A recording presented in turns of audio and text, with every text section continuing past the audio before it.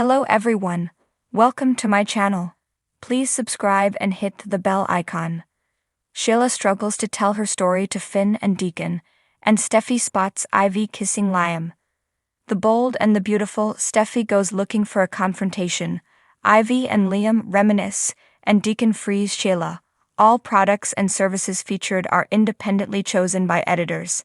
However, soaps.com may receive a commission on orders placed through its retail links, and the retailer may receive certain auditable data for accounting purposes.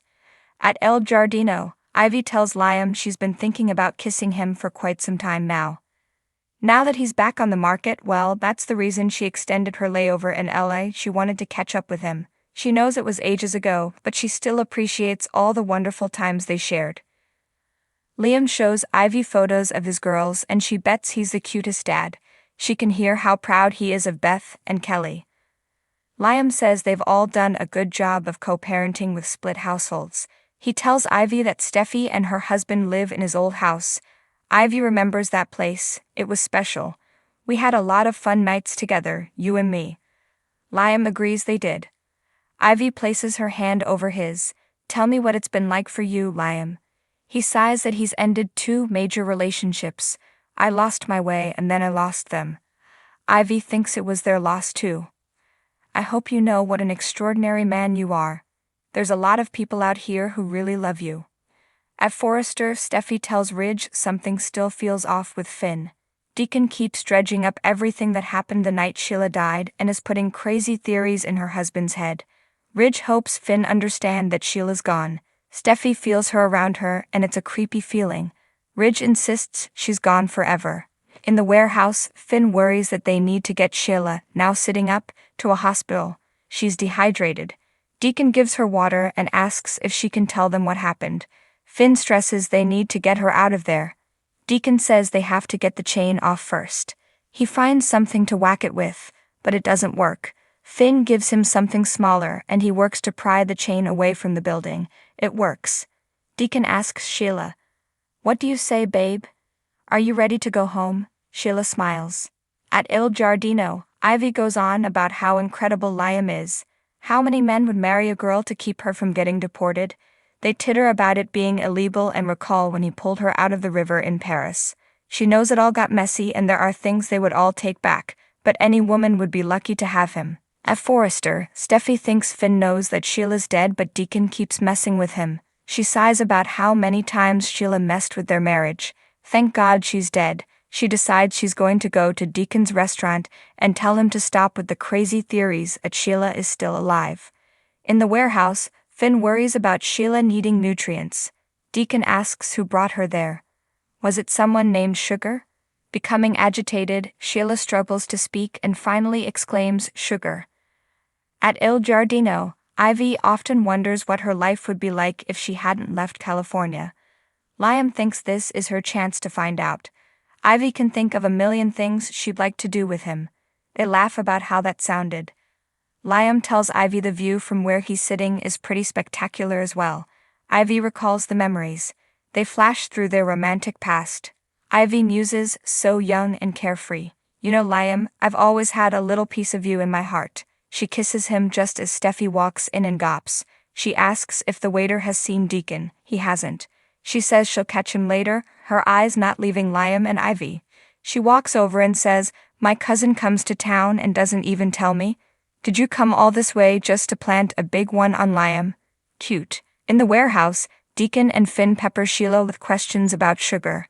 Did she kidnap her? Was she alone or did someone help her? Sheila tries to say, Steffi and house. Sugar hurt Steffi, she chokes out. Sorry. I tried to stop Sugar. She loves them all so much, and she couldn't stop her.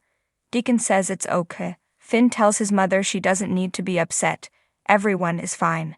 Steffi's fine. Steffi's alive. Sheila cries, "I love you so much. I love you all so much." Finn tells her she's safe now. They'll take care of her. "I thought I lost you. I thought I was never going to see you again. But you're here, Mom. You're alive." He embraces her.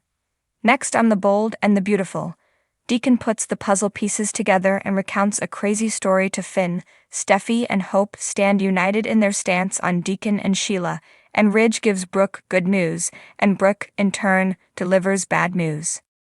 Sheila sat on the edge of the cliff, the wind whipping her hair into a frenzy as she gazed down at the crashing waves below. Her heart pounded against her chest, the weight of her secret threatening to suffocate her. She had to tell Finn and Deacon the truth, but every time she tried, the words caught in her throat like shards of glass. Finn and Deacon stood a few feet away, their faces etched with concern as they watched her struggle. They knew something was wrong, could sense the turmoil raging inside her, but Sheila couldn't find the courage to speak. How could she tell them the truth? How could she admit to the terrible mistake she had made? Finn stepped forward, his gentle voice cutting through the silence like a knife. "Sheila, whatever it is, you can tell us. We're here for you." Sheila swallowed hard, her eyes burning with unshed tears. I don't know where to start," she whispered, her voice barely audible above the roar of the ocean. Deacon placed a comforting hand on her shoulder. "You don't have to do this alone, Sheila. We're here to help you through whatever it is." Sheila closed her eyes, willing herself to find the strength to speak. She took a deep breath, the salty air filling her lungs as she prepared to confront her demons. "It's about Liam," she began, her voice trembling with emotion. Finn and Deacon exchanged a concerned glance, their brows furrowing in confusion. "What about Liam?" Finn asked, his voice laced with worry. Sheila hesitated, her mind racing as she searched for the right words. I kissed him," she admitted, her voice barely above a whisper. Finn and Deacon stared at her in shock, their mouths hanging open in disbelief. "You what?" Deacon exclaimed, his voice rising with anger. Sheila buried her face in her hands, unable to meet their accusing gazes. "I know it was wrong, I know I shouldn't have done it, but I couldn't help myself," she confessed, tears streaming down her cheeks. Finn's jaw clenched in anger as he struggled to process the revelation. "How could you betray Steffi like that?" he demanded, his voice cold and unforgiving. Sheila looked up at him, her eyes pleading for understanding. "I didn't mean for it to happen, Finn. It was a mistake, a moment of weakness," she pleaded, her voice breaking with emotion. Deacon placed a comforting hand on her shoulder, his expression softening with compassion. "We all make mistakes, Sheila. What's important is that you own up to them and try to make things right." Sheila nodded, her heart heavy with guilt. "I know I have to tell Steffi the truth, but I'm scared of what will happen," she admitted, her voice barely above a whisper. Finn reached out and took her hand in his touch warm and reassuring. "We'll be there for you every step of the way, Sheila. We'll help you through this, no matter what." Sheila squeezed his hand gratefully, a glimmer of hope flickering in her eyes. Maybe, just maybe, she could find a way to make amends for her mistake. Meanwhile, across town, Steffi paced back and forth in her living room, her mind racing with worry. Something didn't feel right, a nagging sense of unease gnawing at her insides. She couldn't shake the feeling that something was going on behind her back, something she wasn't supposed to know about.